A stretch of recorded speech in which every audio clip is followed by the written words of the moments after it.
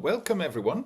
Welcome to episode 2 in season 4 of the Immersive Theatre of Learning, the place where the magic of learning meets. No, the magic of theatre meets the power of learning. Hello, Alex. How are you today? Good to see you. Hello, And everyone. and George already mentioned it. Today is a very special day. Not just one day, but it's actually several events today. So it is the beginning of the Lunar New Year today.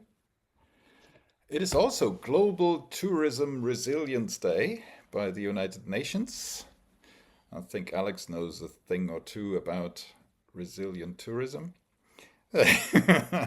And it is also, for some in the world, it's Mardi Gras. So it's the last day of Carnival before Ash Wednesday tomorrow, right? So I'm And originally, tomorrow, Ramadan starts tomorrow too. and Ramadan starts tomorrow. Thank you very And much. and today is a solar eclipse. Ooh, wonderful. So my first question is to you is, what are you celebrating today?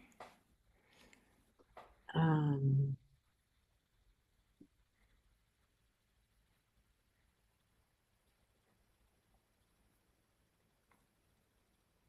Hmm. Marco, what are you celebrating? I'm celebrating being back home. This morning I've been to see the sunrise at the sea as I'm used to do when I'm here, and was something really to celebrate because there were clouds that were just like talking to me, and I didn't drink anything at that time of the day, but the clouds were really beautiful this morning, and they were reflecting in the water. And I thought that in that moment that was something to celebrate. So now your question is pertinent, and I celebrated the language of clouds at the dawn in Italy. Wonderful. Fantastic. Great. Thank you very much, Marco. And you were in Laos, right? So you were in Asia Yeah, yeah. with emotional geography? No? Yes, actually, in Kuala Lumpur, in Malaysia, Yeah. I had a very important meeting with the deputy mayor of Kuala Lumpur because they are carrying on since 10 years a project called the River of Life. When I Okay. saw that before going, I said I need to meet these people, and it's something that is absolutely connected with what we are doing, the River of Mhm. Life, in terms of valorization of rivers in urban spaces, Mhm. and a lot of activities. And we are, let's say, trying to establish a partnership. So yeah, it was also a very important moment for the emotional geography. I will share this information with you all soon. Now I'm just back, but yeah, very important. Wonderful. Yep, absolutely. And for those of you who don't know, what emotional geography is all about, we will talk about this a little later. Lonnie, what are you celebrating today? I'm celebrating several things. It was a sunny day, cool and incredibly sunny here in Paris. So that's something to always be joyful about. Doesn't happen that often this season. Being back in Paris, it's been a long time since I've been here, and I've got another week here. And it's very much the place where I grew up and built up my business. And yeah, and I feel very much as if I come from here. And the third thing is, I sorted out some very, very irritating bank problems, which are more computer problems connected to my bank. Because I've got two telephone numbers, a French number and a Swedish one, and the bank always kept choosing the wrong number to send messages to, and so I was kind of blocked because I could never do anything. Anyhow, it took us about 3 hours, but I sat down with the manager of the bank and we went through lots of details. So now I am legal and they know that I pay my personal taxes in Sweden and my business taxes in France. And we finally got around that. So it's a huge burden lifted from my shoulders. Fantastic. Brilliant. Mm. Thank you very much, Lonnie. Carolyn, what are you celebrating today?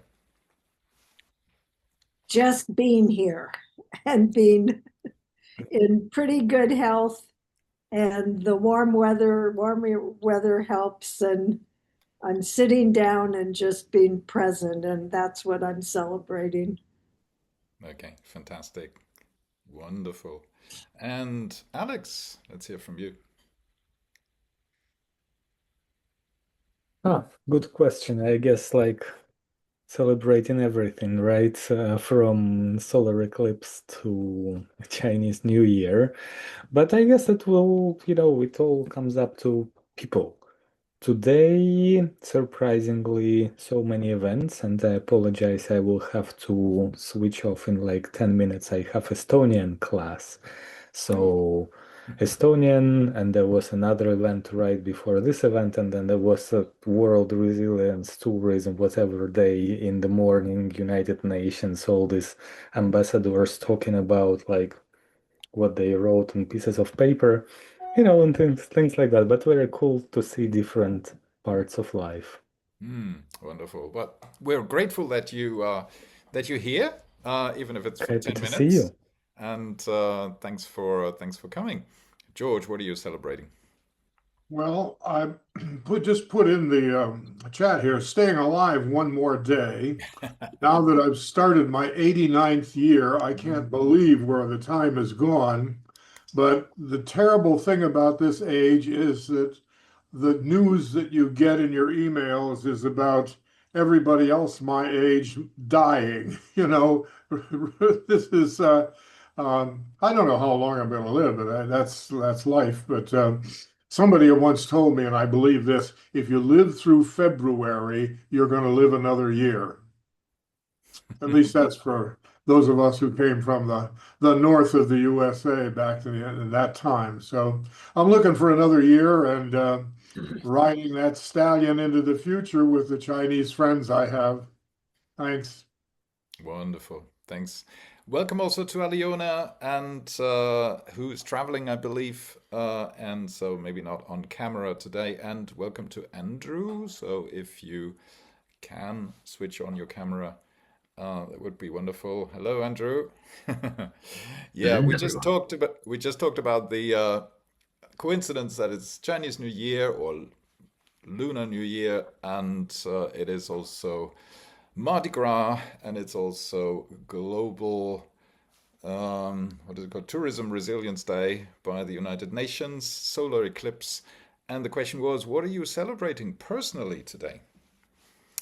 I love the guitars in the background. Thank you very much. Thanks for the invitation to contribute as well. I must say I've come with an open mind, but complete ignorance to what this is. So I guess I'm celebrating serendipity today, because this event came up through a completely unrelated search on LinkedIn earlier on, and I just went, "Oh, I like the sound of that." So here I am. I have no idea what you're going to be talking about or what any of the backstory to this is, but I feel quite comfortable amongst you all already. So thank you for having me, and apologize if I can only stay until 5:30. But yeah, absolutely fine. There is a recording that will be available after that, so you can catch up on the rest of it. And I think coming here with a totally open mind is probably the best thing. Thanks for coming, Andrew. And, great, thank you. I would like to welcome Cindy, who for the second time in this series is our guest, but she is more than a guest today. She's basically my co-host. So hello, Cindy. How are you? Are you celebrating today? Yes, today I'm celebrating physical therapy. It's hard and it's painful, and we're making progress and on things that I didn't know didn't work well physically, and now we're making progress. So that's very exciting. Yay. Good. Fantastic. Yay. Now, we need to explain something about our backgrounds. They are similar but not the same.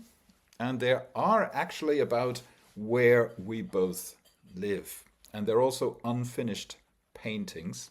So there's going to be some drawing or some painting later on in this program. So if you have some paper near you, that would be helpful. So, Cindy, where are you? I'm in Dolce Aqua, which is a medieval village on the French Riviera. And I've been here for 24 years, something like that, 23, 24 years. And so it's my home now. And I live in an olive grove, ancient olive grove in the Maritime Alps, just above there. Fantastic. And Cindy, we met through Theater Yes, Europa at yes, some yes, stage years ago. yes. And also, yeah, you mentioned this place, and I visited this place, and actually we are organizing retreats there, and we're organizing one pretty soon. Now, behind me, you see a building in the north of France. It's called the Mont Saint-Éloi. It's about 1 kilometer, 2 kilometers from where I live. And it is actually the facade of an old abbey, standing up on a hill, so you can see it from far away. Second stage of the Tour de France last year came through here, so it was one of the photogenic backgrounds for the Tour de France. And I always ask myself the question, did it burn down or something? No, it was after the French Revolution, where people thought there were better things to do with all the material than just have an abbey there. And so basically everything was used to build houses and other things and dismantled. And the only thing standing is this facade. And I often take visitors there, and we look at this, and basically it's like a gateway to nothing or to everything. I always call it the gateway to all, especially if there's a blue sky behind it, which is not often the case here in the north of France. And here we go. Cindy, you have something in store for us, and you call it a treasure hunt, right? Yes. So, what would that be? Could you? So we're going to start with a treasure hunt today. And if we were doing this treasure hunt on my farm, you would have about 16,000 square meters to roam to find things. But we're a little bit more constricted today in our geography of where we can go and what we can find. So our treasure hunt is going to be limited to whatever was within arm's reach. And today, this treasure hunt is going to give us a pop-up community. And what we're going to do by the end of it is try to find a way for that we're all kind of sort of on the same page. Whatever's outside the door is outside the door, and we are together afterwards. And this treasure hunt is for gratitude.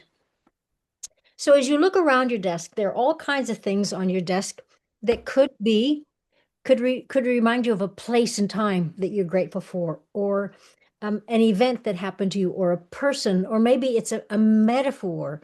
For example, if I reach out here on my desk, I have a set of keys, and these keys could be a metaphor. What do they unlock? I have a candle. A candle makes a light. What lights my path?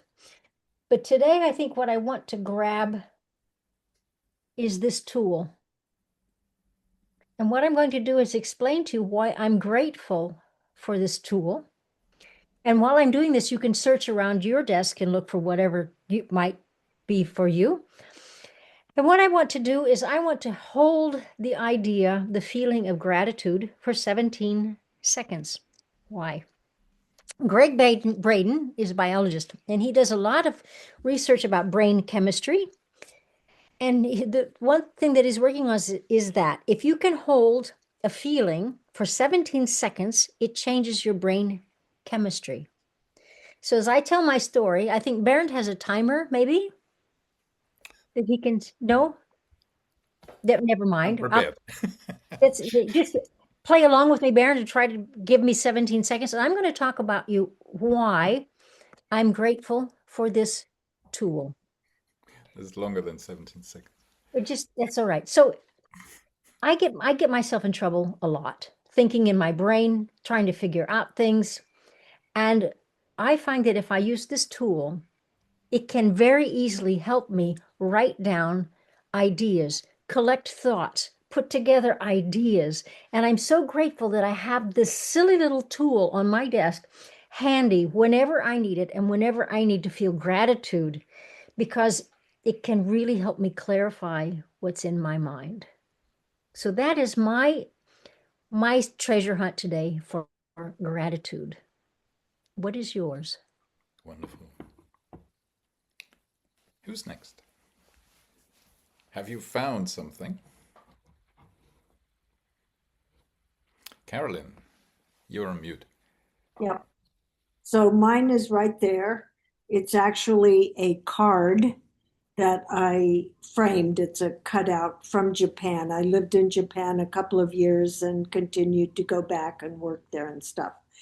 But anyway, for me, it's a gratitude of friendship and really long, long lasting friendship. It was from one of my bosses in NCR company teaching English and Japanese. And he came to DC right after we met, and he met my parents and took them out to dinner. And from that time, and this goes back to 74, all of us were friends. And this symbolizes decades of exchanging Christmas cards as well that were very distinctive to Japan. So anyway, yeah, it's just gratitude for friendship. This was one of the ones that continued, and I kept seeing him when I was in Japan. Wonderful. Thanks for sharing, Carolyn. Who's next? Who would like to show the next object? Marco, and then Aliona. Yes, Marco. Yeah, I got this book about the world, Mondo in Italian, Guida per Viaggiatori, Guide for Travelers, and I feel gratitude for the world, for hosting me and for giving me each morning, each moment, the sense of wonder, which is my guiding emotion. That's it.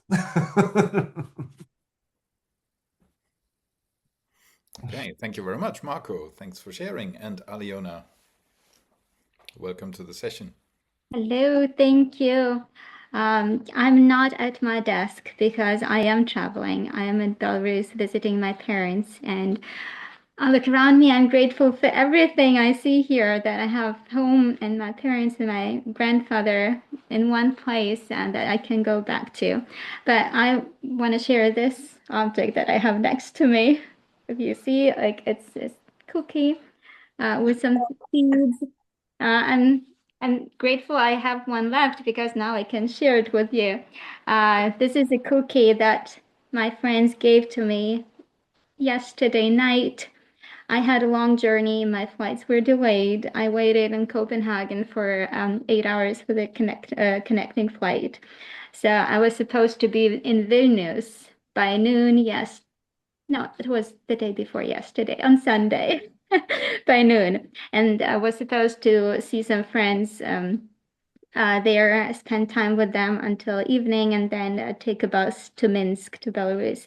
But then my flight got delayed, and then my new arrival time was midnight. And I was ready to book a hotel and then just take a early morning bus and just skip the get together with the friends until my journey back. But they insisted I'd stay with them. They were willing to pick me up from the airport at midnight and take me to the bus station in the morning. And those are some cookies they gave me for the trip. So I'm just grateful I have people in my life who are willing to do that with me. So they picked me up, we spent time chatting until like almost 4 a.m., had only 3 hours to sleep. But this is what I'm grateful for, in addition to all the gratefulness that I feel now. Fantastic. Thank you very much, Aliona. And you're a bit physically, you're a bit closer now because normally you live in the States, right? So you're in Europe right now. Okay. Yes, Andrew. Yeah, this was an easy question for me, which was quite delightful. This is what I'm grateful for. This is the first wand that I made as an adult. Made lots of wands when I was a kid, but this is the first one that meant something. Brief story. Hey, cool. So about 9 years ago, my wife and I moved to Anglesey in North Wales, currently speaking to you from Yorkshire, where we now live. And we lived across the road from this beautiful, old, wonderful woodland. And I am an environmentalist, but I got to know trees wandering around this wood. And I had the idea that it would be fun to make wands for people. And originally it was a very Harry Potter kind of themed thing. the climate has changed around that since then. But that was the catalyst for it. And then I met a load of people who were buying my wands because they believed in magic. And it was eye-opening. It's been a slippery slope that I've been delighted to slide down into druidry. So I've made lots of wands since this one, but this one lives on my desk and I fiddle with it every day. Wonderful. Beautiful. Thanks for sharing, Andrew. And Lonnie, have you got an object? Yeah. Well, yes, I've got a lot of things on my desk, but I won't go into all of them. I'm very grateful for all of them. I'm going to share this bottle of water. Now, it doesn't matter what the name of the water is. It's that it suits me perfectly. And I did a lot of traveling up until recently. And I realized that there were two things that I had to understand about all the places that I arrived in. The first was what time the sun rose and what time the sun set. That's very, very important because I live in the north of Sweden, where at Christmas time, for example, the sun rises at 9:30 and sets at 10 minutes to 2. But in the summer, it's going to be completely different. It'll go down for about 90 minutes between 11:30 and 1 o'clock in the morning. So that's the first thing. The second thing is the water. I realize that I'm 100% dependent on water in terms of how I'm going to feel. And there's some waters that want to drive me to jumping off the roof because I just can't stand them. I won't give the names right now, but there are one or two from the east of France, which can completely put me into a depression for about 3 or 4 days.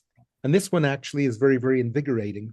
And every country I go to, I spend the first day going from grocery store to grocery store, trying all the waters to see what it is that's going to make it possible for me to feel good and happy in myself. So in France, it's Volcania. In Ukraine, where I worked a lot, it was more Shinska.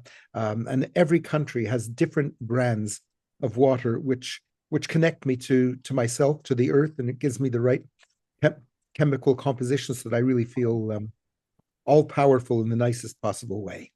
Yeah. Beautiful. And water is also, thank you very much. And water is also one of the themes for today. We have Cindy's river there. What is the river called in Dolce Aqua? Raya. Okay. And Marco here is the author of The River of Life, so we're going to chat about this in a moment as well. I think we had maybe George has not gone. I was going to say, so George certainly has an object as well. Yes, I have an object. It's not on my desk, but it's hanging over my desk, and it's a painting of, guess who? Who's sitting next to me? Cohen. Who knows this guy? Cohen. Leonard Cohen. Anybody? Leonard Cohen. Leonard Cohen. Yes, you get the prize. This is a portrait that I've had hanging there for a number of years, but even before that, Leonard Cohen was my inspiration. And what this portrait says, or what I put beneath the portrait, is probably too small for you to see on the screen, but it's from his song Anthem. There is a crack in everything. That's how the light gets in. And for me, that has been, I've sort of made it my personal motto, but it's like, if things are looking bad, look for what openings there are for what's better, what we can do, what we can find that we wouldn't have had if we didn't have the crack, And it was a philosophy that I picked up many, many years ago from a friend who had a racing boat, a sailboat, and he would take this boat, and he said, "We've got to sail it until it breaks, and then we figure out what's broken, and we'll make it even better." So that philosophy was there back then, but nobody has expressed it better for me than Leonard Cohen. And for those of you who don't know Anthem, just type in Anthem Cohen, Cohen, and you'll have a great song to inspire you. Thank you, George. Can I do a little synthesis here for just a second? We all came from very different places before we logged into this little meeting today. And wherever our brains were, they were in very, very different places. And it's curious to me that in a very, very short time, we can collect our attitudes and put them in a similar basket together. So I would love to know, what do you think happens to a group of people when they are in agreement with a certain emotion or a certain activity, and in this case, gratitude? Oxytocin. Yep. Connection.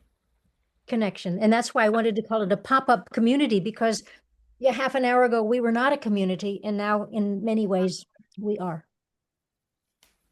Wonderful. Thank you very much, Cindy. I have an object too. And I'm going to use this object to take a screenshot. Actually, it's not a working camera anymore. It's something I picked up on a flea market, like many other things I have here in my place. And so the gratitude I feel is to be able to collect all these little things that I can use as props, including guitars. So I have a small collection of guitars as well. And so I feel grateful for these things, but not because they have any material value, but because, yeah, they often carry memories, feelings, emotions, connections. And sometimes I remember where I picked them up and so on. So here we go. Thank you very much, Cindy, for this little activity that brought us all together in a pop-up community. I would like to take it a little bit further and first of all, ask Marco about emotional geography. So you're not one of the official guests, but you're a guest today. So let's take advantage of this. You wrote a book, The River of Life, a number of years ago, and I met you through a group of people. It was during COVID times, and we never met in person actually, which is really strange because, you know, we feel like friends, but we've never actually met in person. And so in this community, we practiced emotional mapping. Can you tell us a little bit about that? Yeah. Emotional mapping. Yeah. I mean, at the age of 50, I went back to university to study geographical sciences, and I discovered the existence of emotional geography. I didn't know much about it, and I was fascinated by that to the point that I did my thesis on emotional geography. Now, to answer your question, I'm not able. I mean, I'm doing emotional geography, but I really don't know what it is. I know that is a lot of fun, a lot of people gathering, and but jokes aside, it's about living the place in a certain way that the place becomes a sort of engine to elicit our emotions, and then by using as a tool this emotional cartography, we can at least have the illusion of having a picture of our emotions. Because having really a knowledge of our emotion is something else, but it's a start. It's the beginning of a path that is a path of awareness about ourselves, about others, and about the world. So the emotional cartography is something like that. It's a beginning of a journey into emotional geography, and it's about painting, drawing your emotions by matching them with geographical features. It can be a place like a river, like a hill, like a mountain, or with atmospheric phenomenon like rain or fog or wind. And we just draw our past, our present, and our future. And in a map, we have a sort of picture of our emotional life. And that's very stimulating, I think, in order to go further. That's I try to be very synthetic, but I don't know if I succeeded. Wonderful. Yes, no, very, very nice. And I remember a session, I remember many sessions we had together, but I remember a session run by Aisha Chowdhury, who was a guest on a previous episode here, because she has a book out called Family Matters about her mother, who died from kidney failure, and so she is advocating for organ transplants. So she was one of the guests earlier on, and she had a very, very strong session once about managing grief, loss and grief. And it was amazing. The people who were there, I actually went because I wanted to do her a favor. Not that I had much loss or grief at the time, but the fact of actually creating a map allows people to share much more easily than just telling stories, right? So if you ask people about their loss and grief, they would think, this, I'm not going to share this with you. But if you put it onto a map, well, and then you have the choice whether you want to share the map or not, that's a very, very strong moment of community. We're not going to talk about loss and grief later on, but I would like to do a little activity that is inspired, at least, by emotional geography. And it's also inspired by Cindy's place. And before we do that, I would like to show a couple of photos from Cindy's place, Dolce Acqua. And maybe, Cindy, you could comment a little bit on these photos. So this is what it looks like. How old is the town? The town was built in the 1200s. And the castle itself is at the top with the two towers at the top. You can see that was also from the 1200s. And if you can pretend to turn around and look behind you, on the mountain that's in front of the castle, which you can't see in the photo, there's something called the convent, which was a way station for pilgrims on the way to Rome. And that was built in the year 1000. So this is a well-established village, let's say. Wonderful. And the bridge is also quite remarkable because of its architecture. So it is I'm not I'm not even sure. I haven't figured out how it holds, right? Well, the Italians in their architecture, they know arches. They figured out arches and how they stand up. This bridge going across the river was from the Renaissance. One side of the bridge is from the county of Nice, and the other side of the bridge is from the county of Genova. And in the Renaissance, to cross from one side to the other, you needed a document saying who you were. Well, who on earth had documents in the Renaissance? So therefore, the people on one side of the river really didn't associate with people from the other side of the river. Today, it's still the same.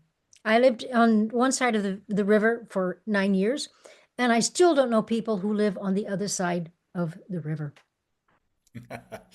And this is funny because the town I'm from, Cologne in Germany, they're celebrating Carnival now feverishly. Yesterday was the highest public holiday in Cologne called Rose Monday.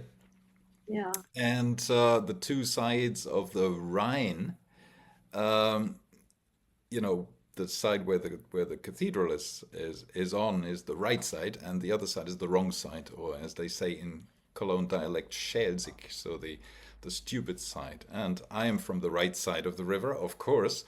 This is today more or less a bit of a joke. But yes, it's interesting how these things go back into history. Okay, so this is the photo I took. So it's actually quite steep, the bridge, right? And also quite impressive, the light there. When I was there, when I visited you, it was late August, right? And so that's the kind of light you get there. There is water, of course. And famously, Claude Monet the impressionist, French painter, painted a picture of Dolce Aqua in 1884. It's called Dolce Aqua. And you're going to paint a picture of Dolce Aqua in a minute. Maybe not as a masterpiece like Claude Monet, but if I can paint a picture, and I have, you can do as well.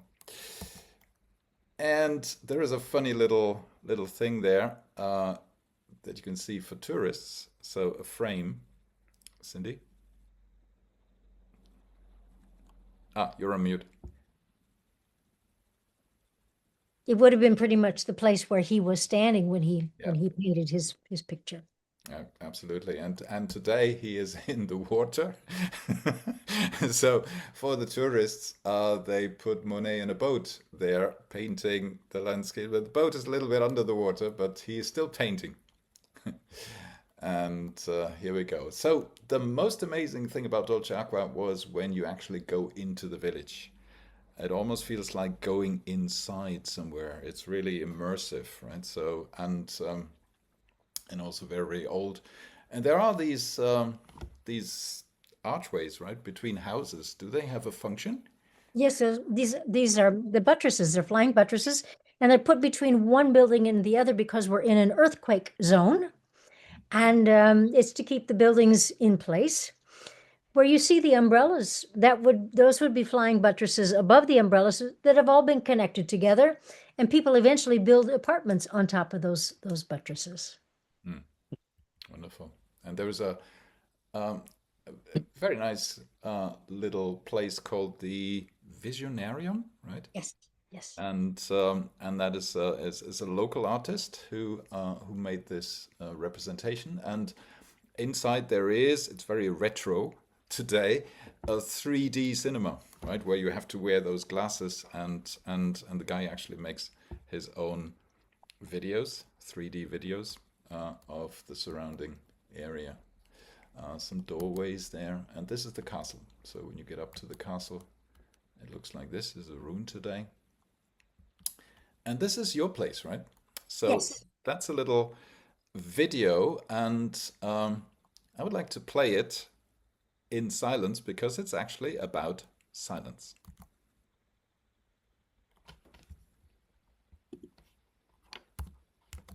It's not playing, sorry.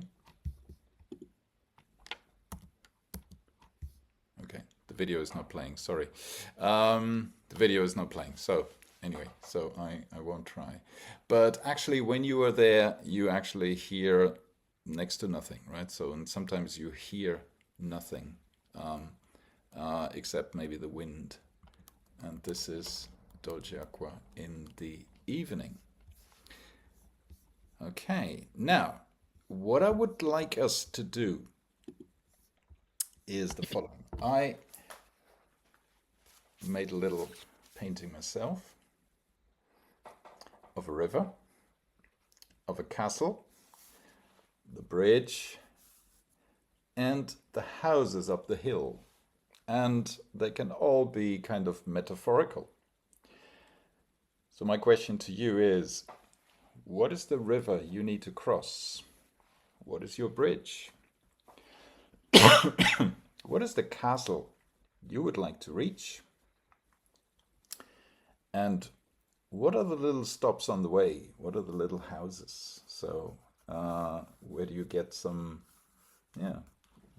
and what do you get from each of these houses on your way up?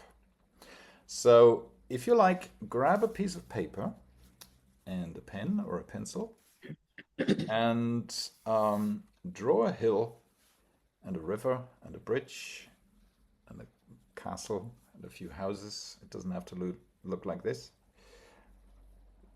Yes, Juventus, that's strong competition. Good luck for the match. Thanks for coming. Sorry, everybody. I couldn't find an excuse. That's the truth. Juventus is gonna play, but I will do the drawing. And thank you for the question. It's very, very interesting. And thank you, everybody. And sorry again. Cannot stay until the end. Bye. No problem at all. Thank you for coming. Thanks for coming. Ciao. Ciao, ciao. Okay, so let's take a few minutes for you to draw, or if you don't like to draw, you can just basically talk about it. But we will stop talking for a few moments, enjoy the silence, and enjoy the drawing. And I'm so happy that I've already drawn my picture.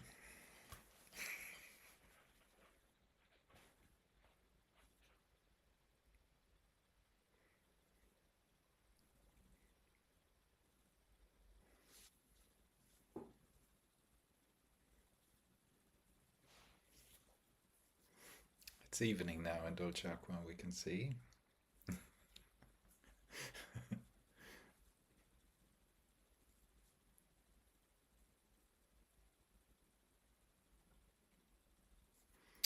Okay, so whenever you're ready, let us know. And if you like, you can hold up your drawing or painting, only if you like. And if you like, you can also walk us through. You can show and tell us about your bridge, your river, and your castle, and so on. Wonderful.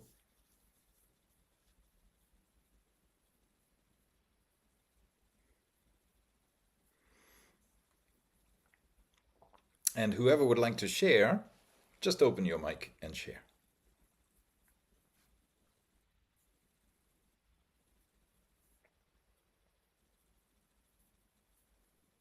Okay, I'll give it a shot. Thanks, George. It doesn't show up very well with my camera here, but fundamentally, I have a river that is raging because it's at the end of a falls, and I'd have a bridge to cross over to a castle where the sun is shining. And basically, to me, it's we are living in one terrible world these days. Very frightening, very frightful, very painful, very inhuman in many ways. And to me, this is the raging river that we have to cross. And in the houses on my side are the friends who are willing to travel with me. And on the other side are the people that I'm going to meet who are different and new and fresh, who can hopefully include us and we include them in the march toward the castle where the sun is shining. And you'll notice that the sun that I've drawn, I'm not going to try and put it up again, but the sun that I've drawn has the peace symbol reflecting on it. So that's mine. We're in a mess. We got a raging river to cross. We need friends on this side. We'll make new friends on the other side. And ultimately, we will reach the castle and the sun will shine again. Amen. Thank you, George. Beautiful. Thank you very much. Ooh. Right. Who would like to go next? And you don't have to, but who would like to share? If I may, Aliona, please. I have like a totally different perspective of my river, and it's pretty personal. And it's not that I have to reach the other side. I feel I drew a boat here, which takes me from one side to the other all the time. So one side is my personal life, my family, me being a mother, being a homemaker, and just, yeah, about that. And my friends, my support, my village of other mothers with young children, other parents at school, being like on the PTA and all that stuff. And the other side of the river is my professional work. And it's me being an intercultural trainer, me being part of different organizations, my volunteering work.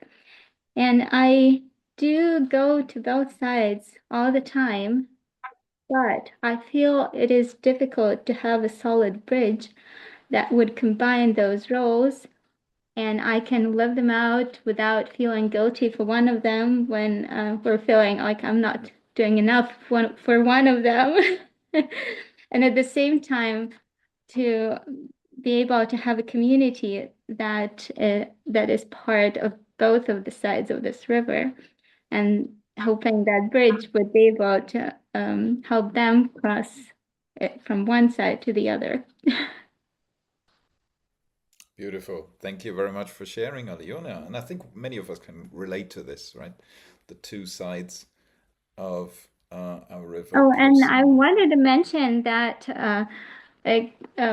this community is part of my boat, I think. Because I feel like I'm able to share both experiences, like from my personal life and professional life here. We're very proud to be your boat. Thank you very much. Anybody else who would like to share?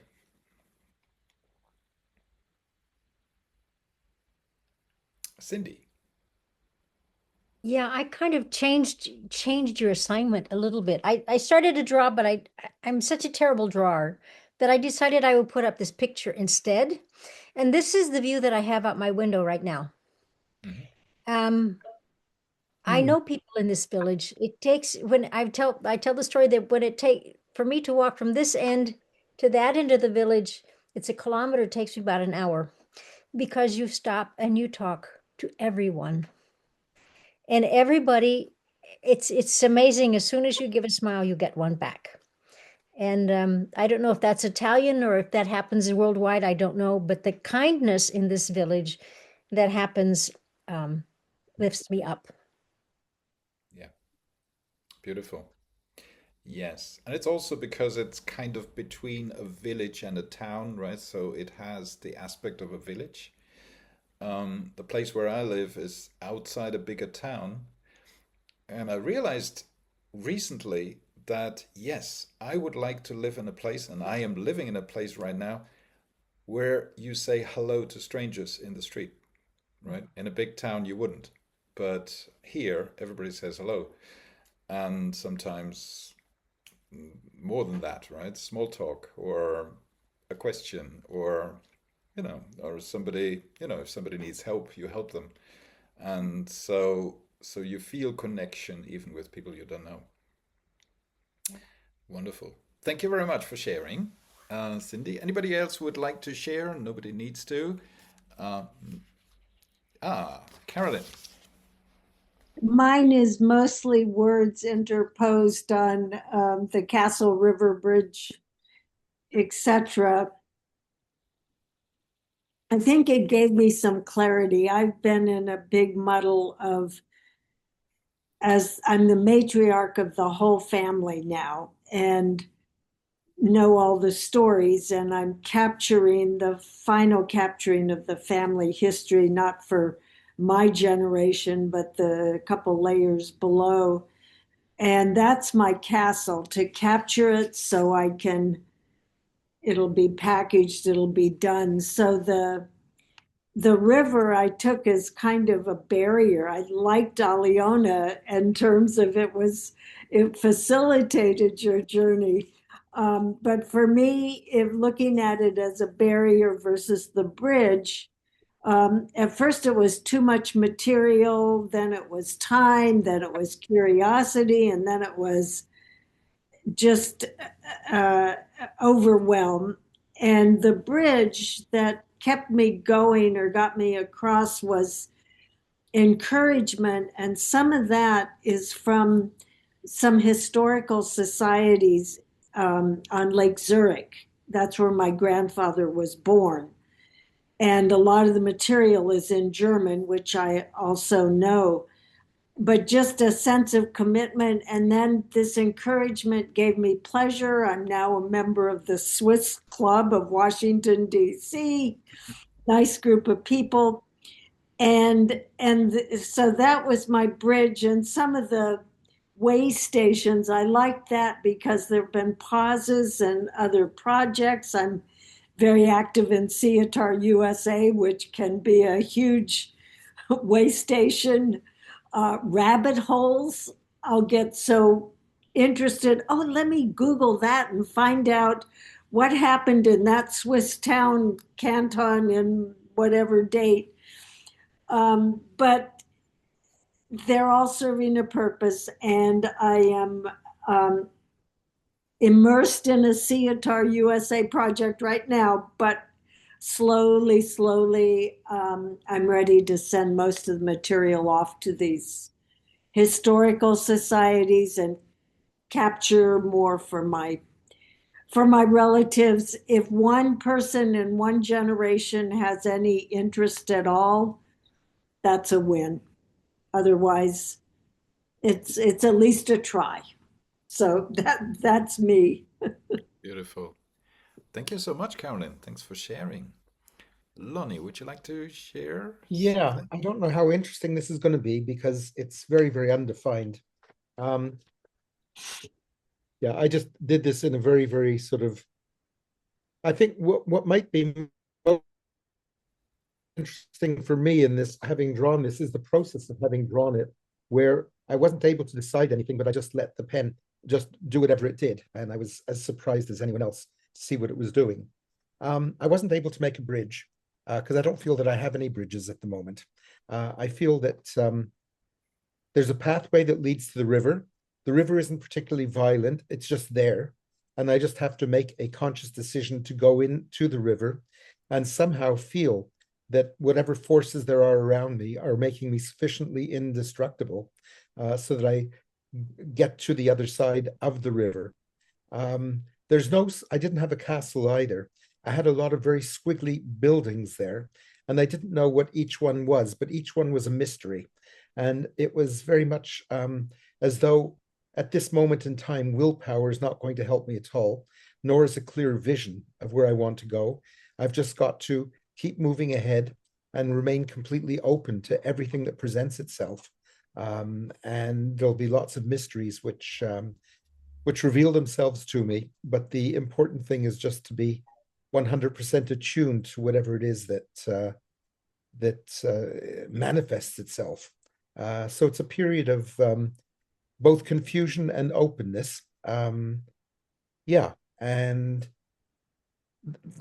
there will be moments where things come together, and I'll have to be 100% present, drawing out everything that's happened to me up until now, in order to be able to give value to all of those shared discoveries. Part of this reflects the fact that I've spent almost all of my life traveling an awful lot, going from one place to another, being in a different country almost every week. And for the past year and a half or 2 years, I've been very, very isolated in the north of Sweden, and particularly isolated in this season where the snow is just so amazing that nobody goes anywhere really. And it's been a much more reflective period. So it's been a strange period. And I think that my drawing reflects the strangeness of not having any plans, not having any hopes, not having any aspirations, but being 100% present at whatever it is that just comes into being. And that's, I think, basically what my drawing's about. Bravo. Thank you. Thank you for sharing, Lonnie. Wonderful. Beautiful. There is this concept or discipline of geopsychology, right? So that and I think it comes up several came up several moments today, Lonnie, when you talked about you being happy being in Paris, reconnecting, and so on. Cindy talking about her town, me talking about the facade behind me. Alyona talking about going to Europe, seeing her parents, and so on. So places make us feel something, right? So we also had Alex earlier here, who organizes touristic experiences as well, but connecting with places not as a consumer, but more as somebody who learns from the communities and who also gives back to the communities, right? So a different way of traveling. We have we had a second guest today who unfortunately cannot be here in person, but she sent me a little video, and I think this would be the right moment to play it. It's just a few minutes. because Lonnie talked about water, and we all had a different kind of idea of what the river is, the raging river for George, and the little boat, right? So that connects the two worlds for Alyona. And so the person who is not here today, but I would like to introduce, is a very good friend, Iryna Dhitiarova, and she is, among many other things, a climate fiction writer. So climate fiction is, cli-fi is kind of, science fiction, but climate fiction is, talking about futures, dystopian or utopian futures, and talking about nature, reconnecting with nature, and so on. And she has a whole range of stories about water. So I would like to play the video that she sent me. Here we go.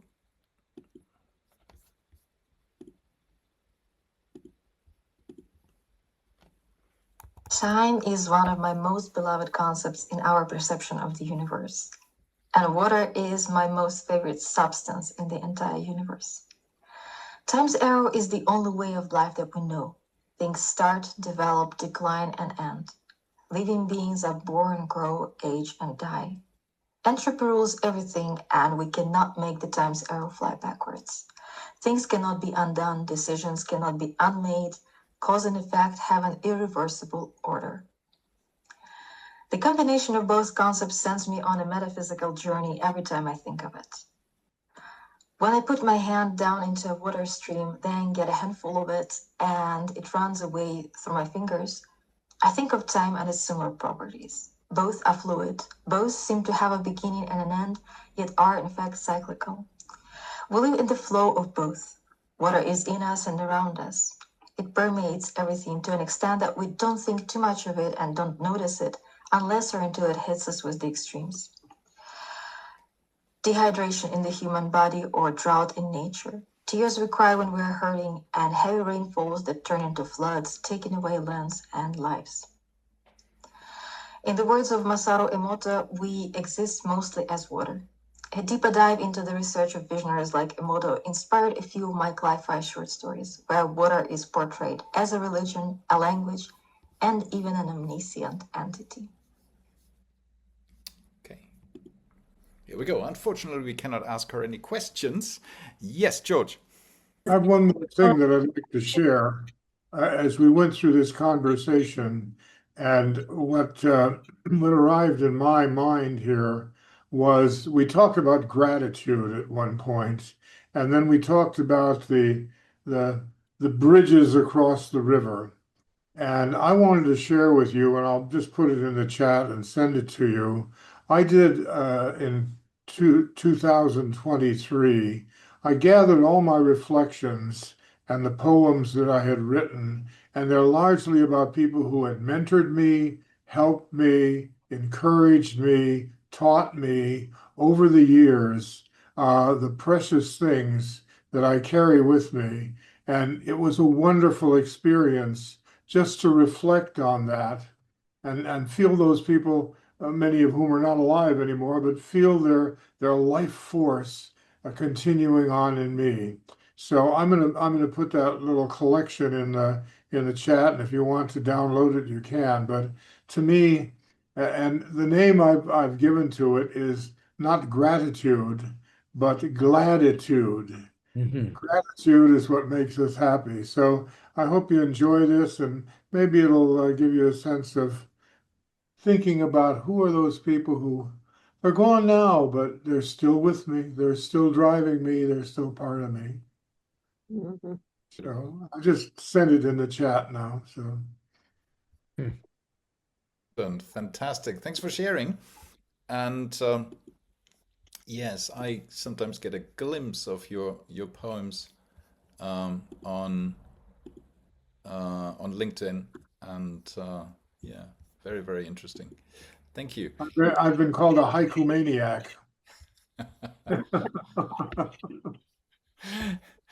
Right. Cindy, you had a second activity for us in Yes, I store. do. Yes, I do. We've been talking a lot about bridges, and it seems that several of us are involved with intercultural activities. Bernd and I I served don't know on who a you're talking about. yeah, well, that's like all of us, right? And Bernd and I served on a board of directors, and now George is active on that board of directors too. And there were so many conversations that they talked about building bridges between cultures. And it always confused me because when you build a bridge, that assumes there's a division between cultures, between people, between ideas. As a musician, we don't build bridges ever because we start in a different point. We start with the assumption of inherent unity. And when you have that assumption, you don't have to build bridges because there's no separation. The key is to find our points of unity. So I have a little activity that I would like to share with you about how to do that very, very quickly. And Barry and I are going to show you a little bit of how it goes, and then we're going to break out for a few minutes and you can try it on your own. And this activity is called 2 questions and a synthesis. So the first question I'm going to ask Bernd, what I want to do is elicit some kind of feeling, passion, emotion, sentiment. It's not a yes/no question. I'm going to devise some kind of question that I hope brings out something emotional in Bernd. Okay, so question number 1, Bernd, you live in a new town. Can you tell me one of the first exciting things you noticed about your new village? Yes, there's a little river here, and it's much smaller than your river. And the amazing thing is, yeah, it's actually very, very small. And I didn't actually know that it was the river that is then much bigger in the next town, right? So I don't know where all the water comes from, but it's actually quite small where I live. And so I feel that somehow the source is not very far, and so it's the beginning of something. Excellent. So you could see the first question did bring out some kind of passion in him. You could see it on his face. You could hear it in his voice. Yeah. The second question is simply a follow-up to the first one. I'm going to take whatever information he gave me, and I'm going to ask him a question to build on that. So you said, Bernd, you say in your village, the river is not so big. Can you imagine where the river begins? Yeah, I looked it up once. So the source is not too far from here, but I haven't been there. So I always wanted to go there to see where it begins, but so far I haven't. But you've been doing some research. Oh, sorry, that's the third question. But okay, so you have done that. So that's my 2 questions. And now I have the synthesis. So I'm going to give him back what I've heard, and I'm going to add something in my own life that matches what he's doing. Okay. So what I'm hearing, Bernd, is that you have this little river that gets into a bigger river, and there's probably a beginning, maybe somewhere near you. Yeah. And I often think of that here because living in the mountains, the rivers begin at the top of the mountains, right? One drop at a time, one drop at a time. And when you follow this river up in the mountains, it's not a river at all. But as it collects and it collects, this river is also very small here, and it gets bigger as it goes towards the ocean. So we have this kind of similar thing. You have a town with a river running through it, and I have a town with a river running through it. So it might seem a very simple example, but we have found a point of unison. And when you do that, we have a kind of a connection between us. We can talk about anything now, but we know inside of us that we have a point where we have an agreement with each other. And so what I would love to do is ask you, maybe, what do we need, Bernd? Maybe 5 minutes? Have people pair off, because it's going to be a private conversation between 2 people. And if you could ask the 2 questions and a synthesis. The first one is to emit some kind of emotion or feeling. The second one is to go into more depth what they say.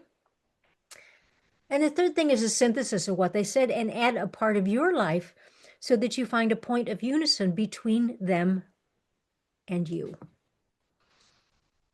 Wonderful. So you put people in groups of 2 for about, what, 5 minutes maybe? Mhm. Yep. So can we just go through that? Elicit an emotional feeling. What was the second thing? Is you're going to ask for more information about what, based on what they told you, you're Yeah. going to ask for more information. Okay. And the third one is a synthesis. Synthesis, and you're going to add part of yourself, Lonnie. Yeah. Okay. Does that make sense? Do you have questions about that?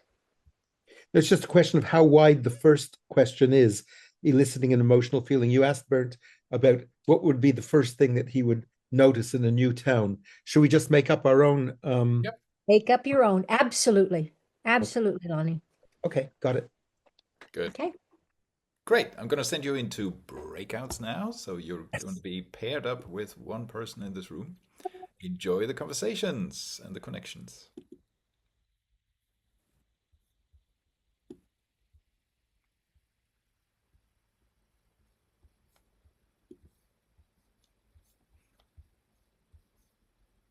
Okay. But then before the third Sorry. before the third one, there was a moment where he kind of gave it out or gave it away that it was difficult for him to relate, but it was just for a moment. Oh, Lonnie's back. I'm just sharing about our conversation. Yeah, they decided that I was a robot, and so they cut me. Oh no. But it was just for a moment, and then Lonnie actually remembered a situation which was not identical by no ways, but I felt like we probably had similar feelings in those situations, and that made me feel, I made me feel that connection. Beautiful. Fantastic. Yeah, it's a shame that you couldn't. Did you? Reciprocate. Yes. Did Carolyn and George? Did you have a? Did you? Could you go both ways? Yeah, it was a little short at the Carolyn got cut off a bit at the end, but we got together on things, and what struck me was the role of friends and visitors in our lives. And I mean, she talked about her state of Montana, and I talked about the mountain whose foothills, or not foothills, but the base of which where I live, which you can climb in not too much time and have a view of the entire world around you, including on a clear day, see as far as Corsica in the sea. And she was talking about Montana and the coming and going, and the thing that really struck me was you talked about you became friends with the friends of your family, and some of those were better than the friends you had in some ways. More interesting. My More goodness. interesting, yeah. So that was a good experience, and I feel connected on the friends level and what interests we have and can contain there. Beautiful. This 2 questions and a synthesis is actually a CIA tactic to feel connected to people that they're talking with. And then once you have a bit of a connection, you can go on and talk about anything. It really opens the door. Maybe I shouldn't have mentioned that it's a CIA tactic, but I find that it works so beautifully. Once you find even just a spark, a moment of agreement, then you're off and running. You can talk about anything. So. Beautiful. Thank you very much. Thank you very much for the activity, and thank you for the connection. I think we're already connected when we because it's a bit like a group of friends here, right? So most of us know each other, one way or the other. But I think we managed to get an even deeper connection today through the various activities. Now, I'm actually happy for the cue of CIA, Cindy, because this series was originally based on my book, The Immersive Theater of Learning, but I am going to publish another book very, very, very soon, which is a detective story. Oh, good. And Oh. it's going to be called The Case of the Missing Present. And actually, this is what I've been doing for a couple of, well, for a year and a half now, in places like behind me. I take people on a tour, which is a mix between a detective story and an immersive sensory walk. And the idea is to make them all detectives so that they can connect with the world around them, with a presence, to be present, as Lonnie said. To forget their phones, not to take photos with their phones, but to see what is happening around them and to work on their senses. And actually, what I did was create kind of an exercise or activity book for this. And Elsie, who often comes to these sessions as well, read it for me and proofread it for me and said, well, actually, there is a narrative missing. And then I had this idea to create a noir detective story around it. And it was a lot of fun, actually, trying to write in the style of Raymond Chandler and so on. AI helped me a little bit, also refining the style. Yeah, so I'm pretty excited about this. So it's going to come out pretty soon. The last couple of stages of editing are underway. I'm also excited about two events that are happening pretty soon. One actually next week already, the Monastery Mystery. It's an event I'm running with Dorjes de Koning and Barbara Ann Michaels in a, yeah, it's not really a monastery anymore. It's now a hotel and center for events and education center. But it still has the kind of vibe of a monastery, and it's a non-religious event, but we would like to take the idea of actually having a retreat, right? So to disconnect from the world outside for 2 days or 2.5 days, and to basically find community, but also a lot of the things that we did here. And then Cindy and I have our next retreat happening on the 18th and 19th of April, not too far from where George lives. So maybe we can see you there, or maybe we can come to see you. So it is 2 days in Dolce Acqua. The days are connected, but they're not necessarily. So your day. I mean, we're there both of us on both days. But what is it that you're going to do on your day, Cindy? Well, you mentioned a bit about it earlier. What we're going to do is play with the idea of silence and what comes from it. And one of the activities for my day is that we're going to take, we're wandering on the land and collecting whatever sounds might appear in the silence. And then we're going to compose a symphony. Baron's going to play the guitar background, and we're going to use the little sounds that we have gathered to make a piece of music that everybody can take home. They'll have their own little symphony of silence to take home with them.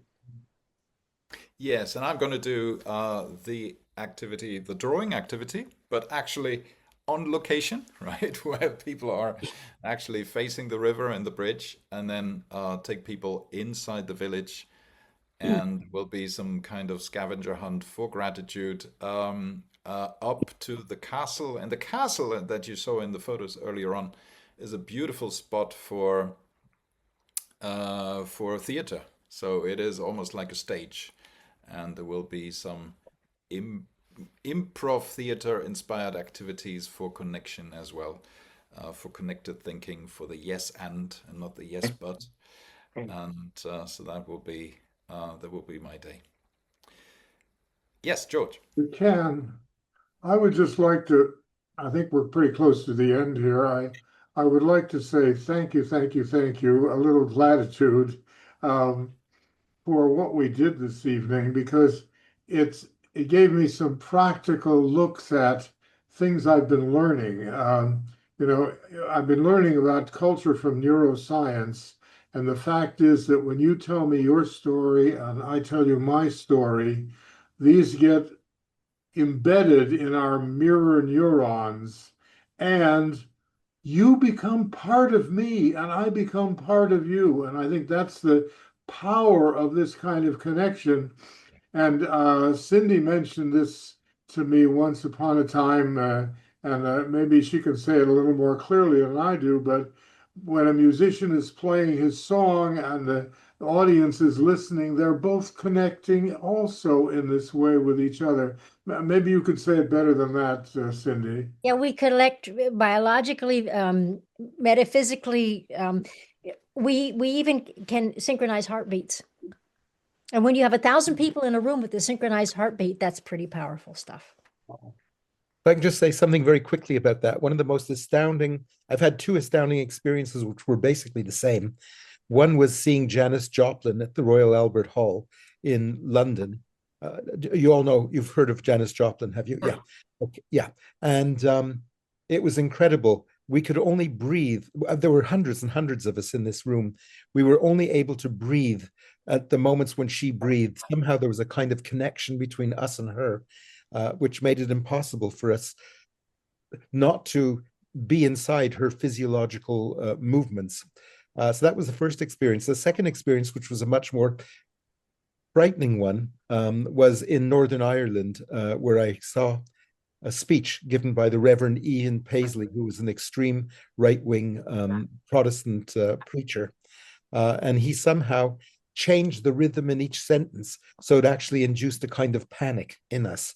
And I left there absolutely terrified because of where he was putting the stress in the most unusual places in each word. And it was an incredible experience, not pleasant, but fascinating. So I just wanted to add that in terms of the connection between a speaker and a public, which can exist. Yeah. Those examples.